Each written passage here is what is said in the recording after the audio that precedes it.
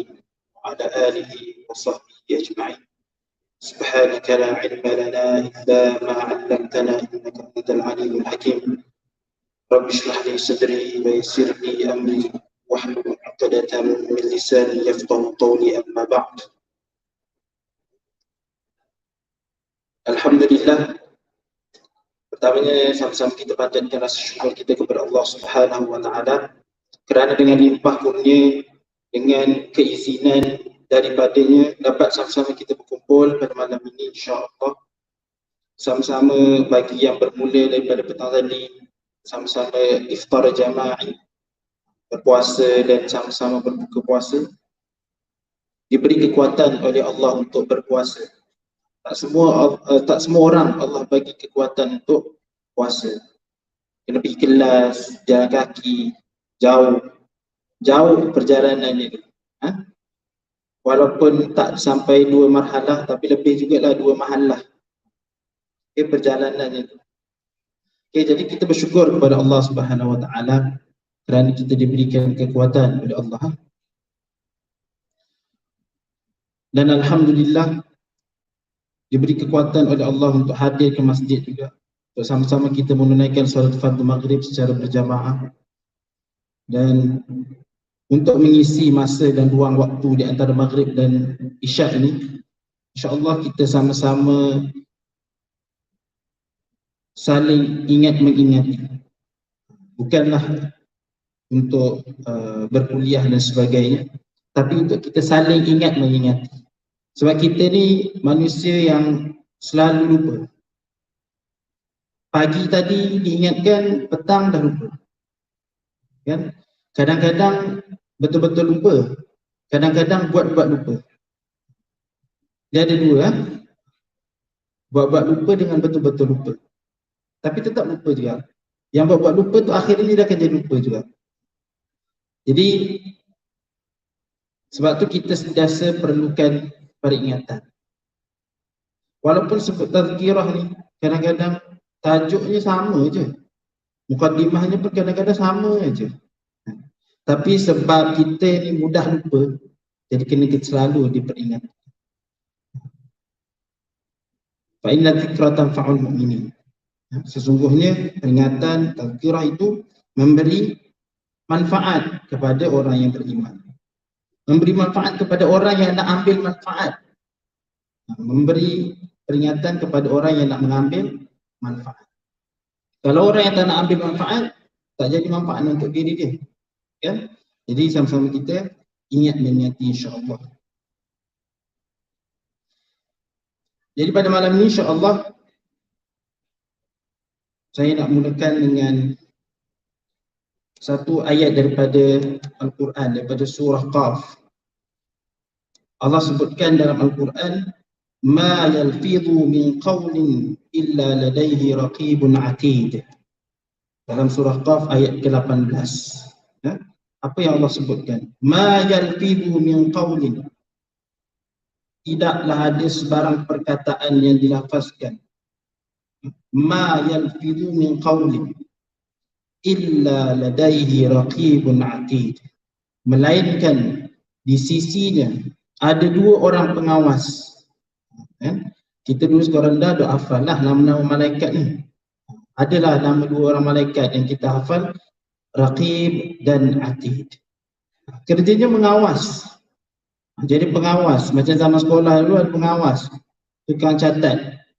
Jadi ada malaikat yang Allah tugaskan untuk catat setiap perkataan yang dilakukan, setiap perkataan yang dilafazkan dan setiap perbuatan yang dilakukan. Allah sediakan 2 orang pengawas untuk mencatat.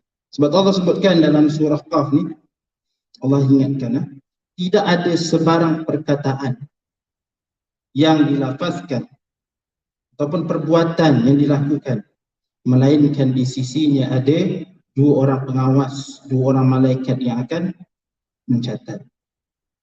Jadi kat sini peringatan daripada Allah Subhanahu wa taala berkaitan dengan setiap perkataan, setiap perbuatan yang dilakukan di atas muka bumi ini oleh manusia akan dicatat dan akhirnya nanti dihisab oleh Allah Subhanahu wa Ta'ala.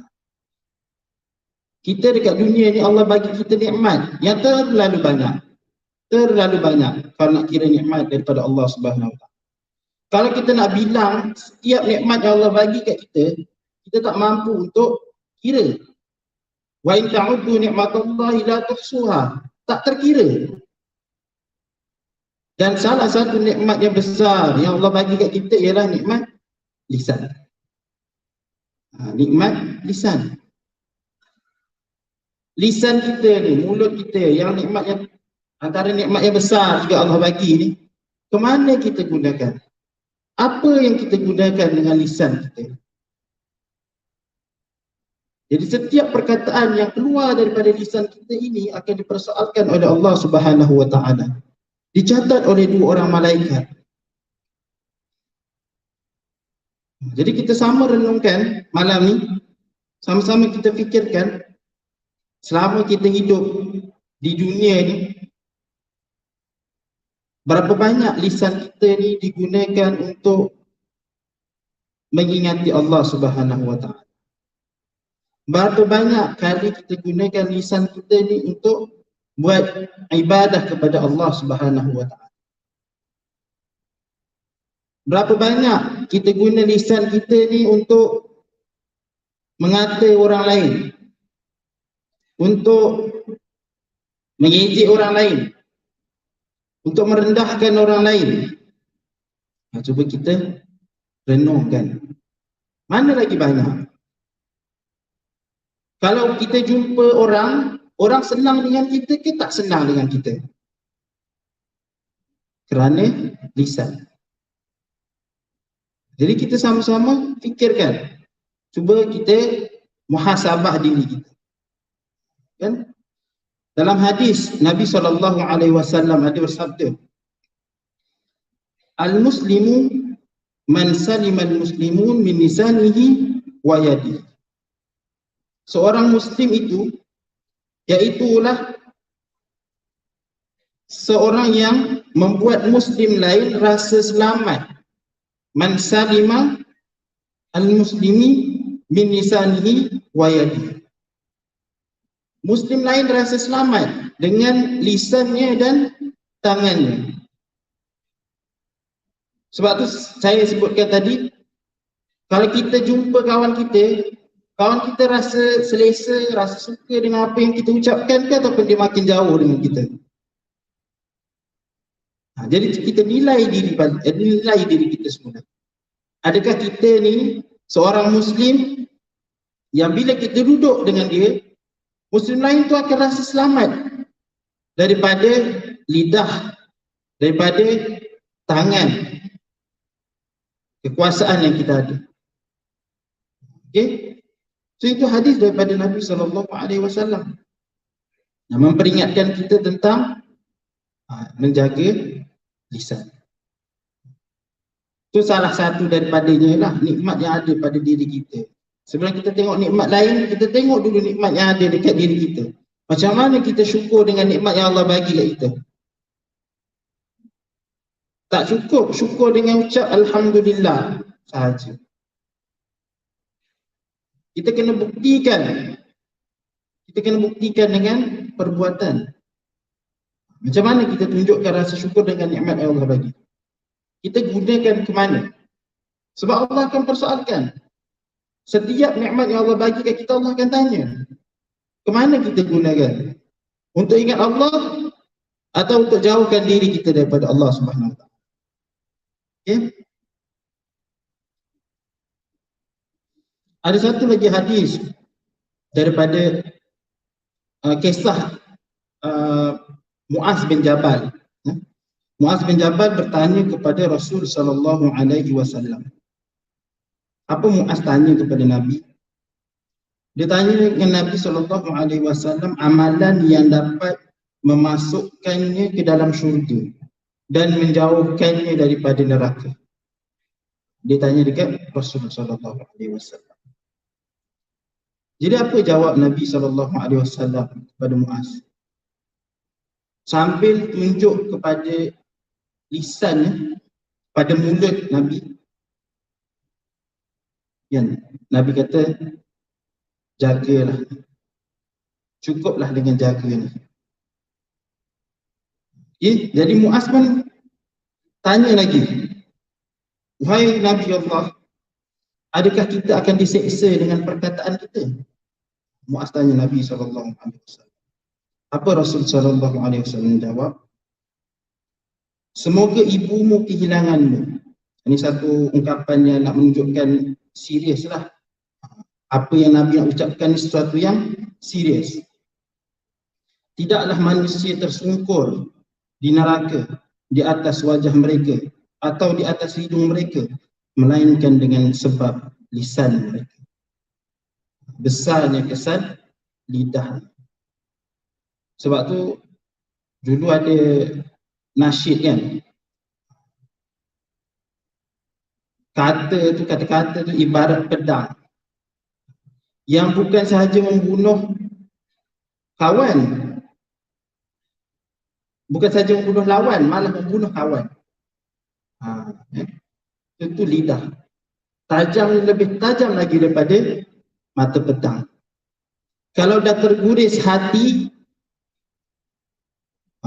kan biasa orang kaitkan terguris hati ni bila luka hati kerana bercinta dan sebagainya kan.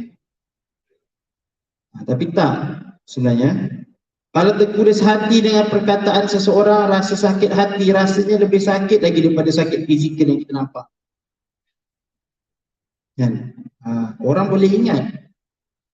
Lagi-lagi kita ni umat Melayu ni kadang-kadang dia suka dendam, lama, dendam kesumat orang kata kan. Banyak ambil daripada perkataan bahasa Arab tu, khusumah. Kena kat orang Melayu jadi dendam kesumat lah. 7 keturunan, kata, 7 keturunan diingat. Apa yang orang tu cakap kat aku pula aku ingat. 7 keturunan aku ingat.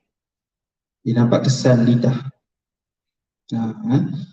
Kesan lidah ni kadang-kadang boleh bawa kebaikan. Boleh mendamaikan dua orang yang bergaduh.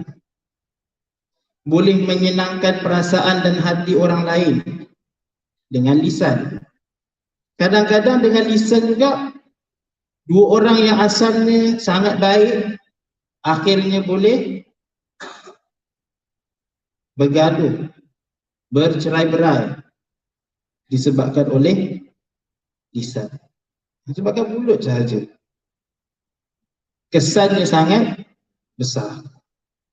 Sebab tu sebab Rasulullah SAW sebut tentang kalau kita jaga lisan kita, jaga dengan baik, insya-Allah dia akan menjadi sebab untuk redha Allah dan masuk syurga. Tapi kalau lisan tu digunakan dengan cara yang tak baik, dengan cara yang salah, dia juga boleh jadi sebab untuk masuk ke neraka.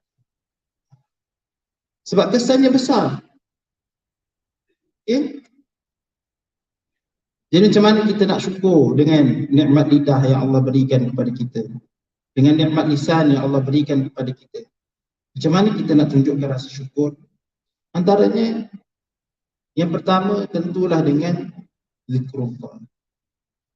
Ibadah qauliyah. Al-ibadat al-qauliyah. Semua ibadah yang berkaitan dengan lisan. Salah satunya zikrullah lah. Kan kita selalu ada dalam doa kan, kita sebut lisanan ratiban bizikrillah kan. Kita nak minta lisan kita ni yang sentiasa meratib, sentiasa menyebut zikrullah. Lisan kita sentiasa ingat Allah. Kan?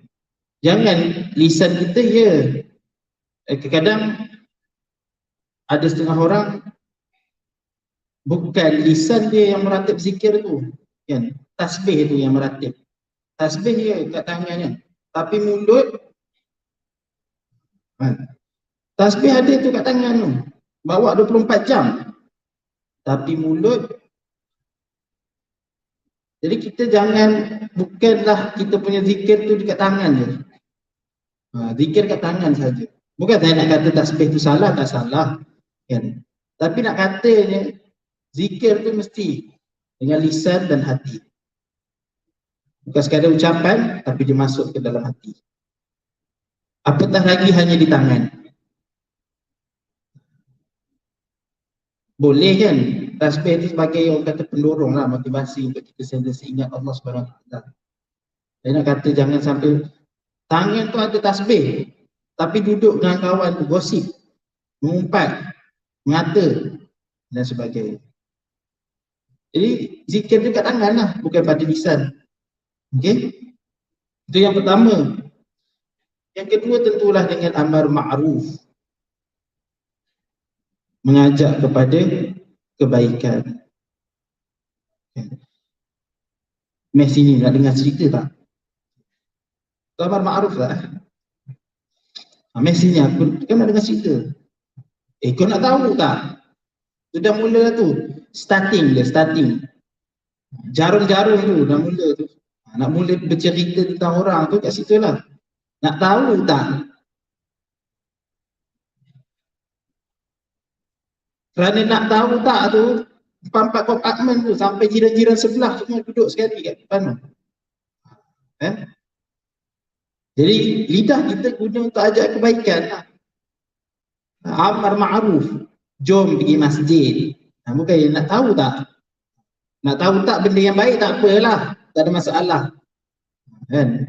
Nak tahu tak, tadi aku pergi tazkirah ke masjid, ustaz tu cakap pasal ni. Apa? Tapi nak tahu tak si dia tu tadi, itu lain lah, the starting tu. Okay?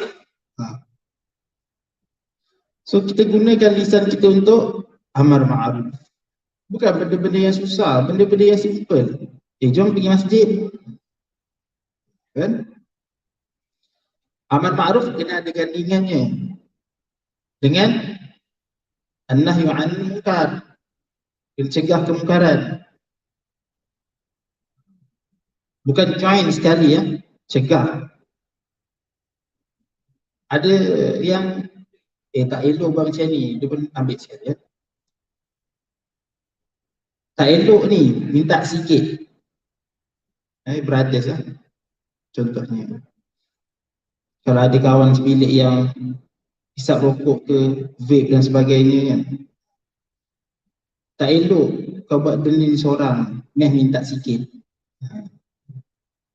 Dia bukan nahi mungkar tu ya. Dia ada nahi mungkar jugalah, jangan buat benda ni seorang-seorang. Aku sikit.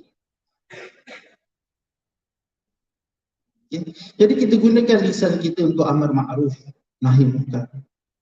Sampaikan kebaikan, kita cegah kemungkaran.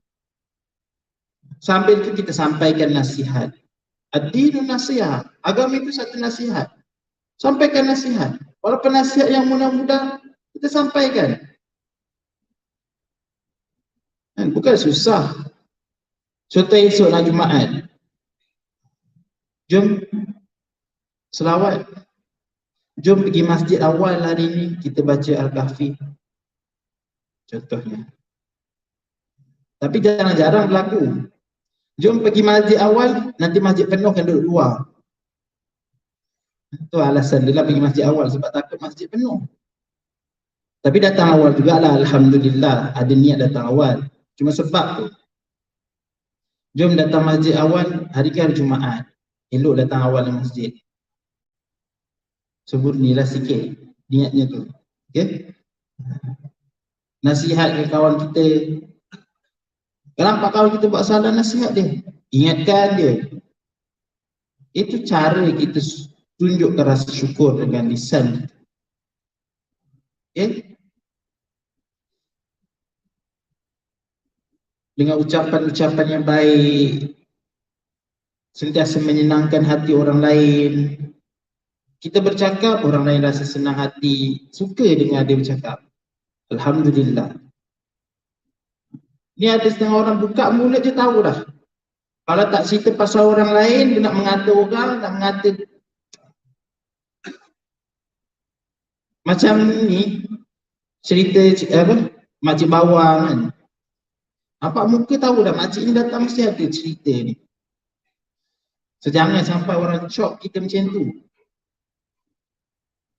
Kan? Biarlah orang rindu. Contohnya, rindulah kawan kita tu tak ada. biasanya datang ingatkan kita. Jah, rindulah, biasa dia banyak cerita, gosip dengan kita. Hari ni tak ada senyap aja. Lain ya. Orang rindu kita sebab nak dengar kita nasihat, nak kita cerita pasal benda yang baik dengan orang. Selalu dia bising.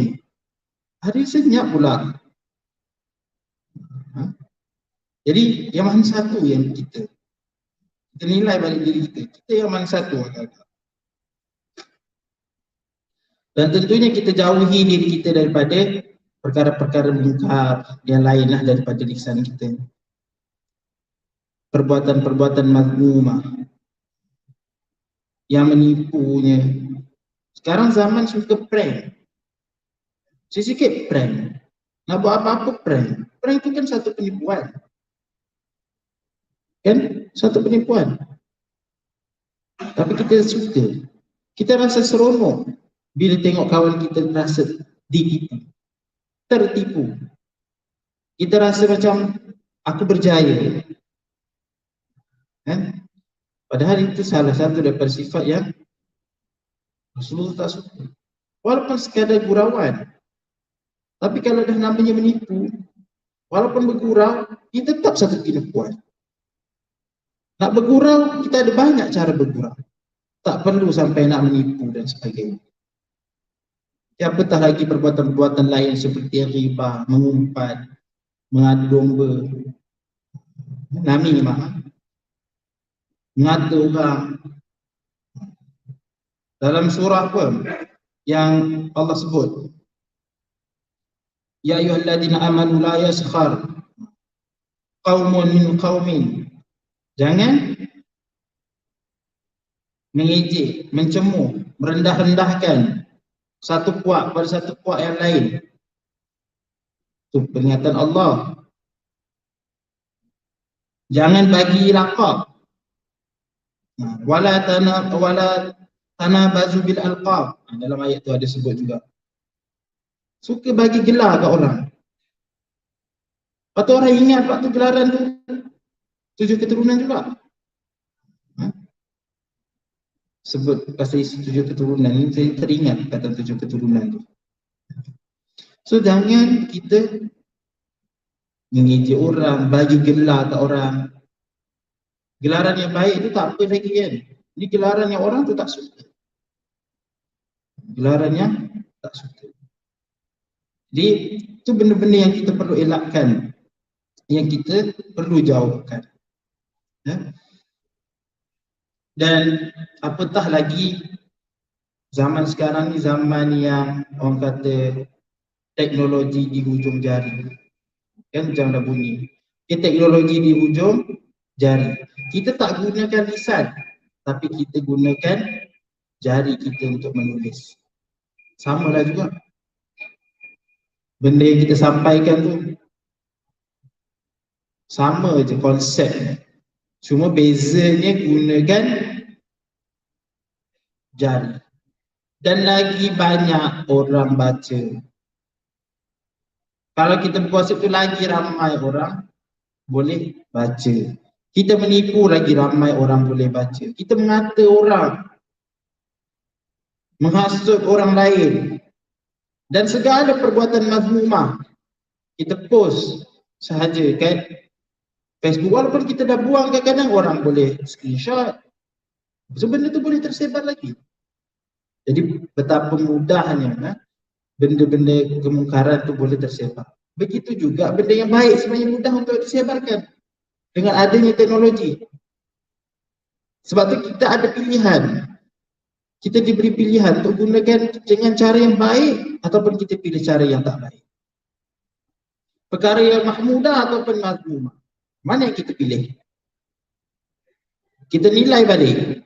Itu atas iman kita lah. Atas iman kita.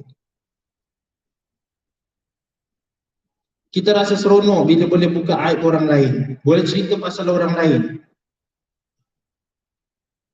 Rasa seronok. Tengok orang lain rasa malu, kita rasa seronok. Padahal Allah suruh kita tutup aib orang lain. Sedangkan Allah tutup aib kita. Allah tutup aib kita. Kita nampak macam baik. Orang hormat kita sebab Allah tutup aib kita. Belakang orang lain tak tahu pun. Hanya kita dan Allah saja yang tahu. Tapi atas rahmat Allah Subhanahu Wa Taala, Allah tutup aib kita. Allah tutup juga aib saudara kita. Tiba-tiba kita nak buka aib orang lain dengan lisan kita. Okay? Jadi kita jangan lupa, barang siapa yang orang, Allah akan buka aibnya pada hari kiamat. Okay? Jadi kita kena ingat, jauhi lisan kita daripada perbuatan-perbuatan yang mendatangkan kemurkaan Allah Subhanahu Wa Taala. Jadi sebelum mengakhiri pengisian pada malam ni, saya nak kongsikan satu lagi hadis yang jadikan peringatan kita penutup malam ni, berkaitan dengan muflis. Hadis ni famous, kita selalu dengar. Kan? Atadruna mal muflis? Adakah kamu ketahui siapakah orang yang muflis? Siapa orang yang muflis di akhirat nanti? Mafhum hadis lah kita ambil kan. Orang yang muflis di akhirat nanti ialah orang yang datang pada hari kiamat dengan segala jenis pahala, dengan segala jenis amalan yang telah dia lakukan di dunia, puasa, salat dan sebagainya. Tapi dia ada sakiti orang ni, Allah kata ambil sikit kebaikan dia. Dia ada buat kejahatan ni dekat orang lain, ambil kebaikan dia. Akhirnya sampai masa dia untuk dihisap oleh Allah, dah tak ada lagi kebaikan. Bertambah pula dosa dia. Sebab apa? Kebaikannya semuanya dah bagi ke orang lain atas sebab kesalahan dia itu tadi. Jadi bila dah tak ada lagi kebaikan, tak ada lagi kebaikan bagi dosa kesalahan orang tu pula kat dia. Okay. Akhirnya jadi orang yang muflis. Asalnya datang dengan segala jenis amalan, segala jenis amal soleh yang dirasa, kita pun tengok, oh, baik orangnya, nampak soleh. Tapi sebenarnya dengan mulut dia, dia sakiti hati orang lain, dia mencaci orang lain. Sebab tu dalam kehidupan ni, nak buat kebaikan, buatlah kebaikan secara menyeluruh. Jangan pilih-pilih. Mana kita mampu kita buat. Dan jangan zalimi dan sakiti hati orang lain. Orang kata kalau dosa kita yang kita sendiri buat, itu hanya antara kita dengan Allah Subhanahu Wa Taala. Kita taubat, kalau Allah terima, bersihlah kita. Tapi kalau dosa kita dengan orang lain, salah kita dengan orang lain, kita kena minta ampun, kita minta maaf dengan orang tu. Tunggu orang tu maafkan, barulah kita bertaubat, minta keampunan daripada Allah Subhanahu Wa Taala. Jadi insya-Allah sama-sama kita jaga setiap nikmat yang Allah bagi dekat kita. Tak kisahlah nikmat apa pun yang ada pada diri kita, nikmat matanya, nikmat telinga ke. Dan yang malam ni yang kita fokuskan lisan kita, sama-sama kita jaga untuk kita gunakan nak capai, nak dapat redha Allah Subhanahu Wa Taala dengan amal saleh, perbuatan yang baik. Jauhi perkara mazmumah yang menyakiti hati orang lain dan sebagainya. Moga-moga dengan lisan kita yang Allah berikan kepada kita ni akan menjadi sebab untuk kita dapat redha dan dapat syurga Allah Subhanahu Wa Taala. Semoga Allah jauhkan, selamatkan lidah kita ni daripada jadi sebab pula untuk menerima kemurkaan dan neraka Allah Subhanahu Wa Taala. Jadi selalu kita minta. Sebab tu kita doa lepas maghrib sebab ni kan, kita baca doa antara macam Allahumma inni ala dzikrika wa syukrika wa husni ibadatik. Ya Allah, a'inni, bantulah aku.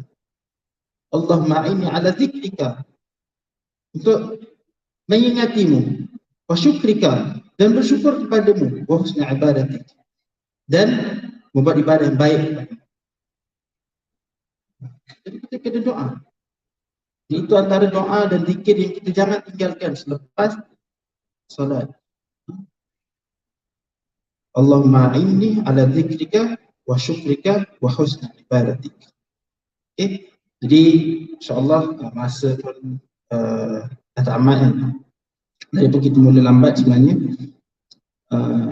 Jadi moga-moga dengan perkongsian pada malam ni dapat sama-sama kita ambil iktibar, dapat sama kita ambil pengajaran, apa yang baik, faedah yang ada tu kita ambil sebagai manfaat diri kita. Bukan peringatan untuk orang yang mendengar. Lebih utama lagi saya bercakap satu peringatan untuk diri saya sendiri sebenarnya. Sama kita ambil pengajaran pada malam ni, insya-Allah. Aqulu qawli hadha wa astaghfirullahal azim li wa lakum. Assalamualaikum warahmatullahi wabarakatuh.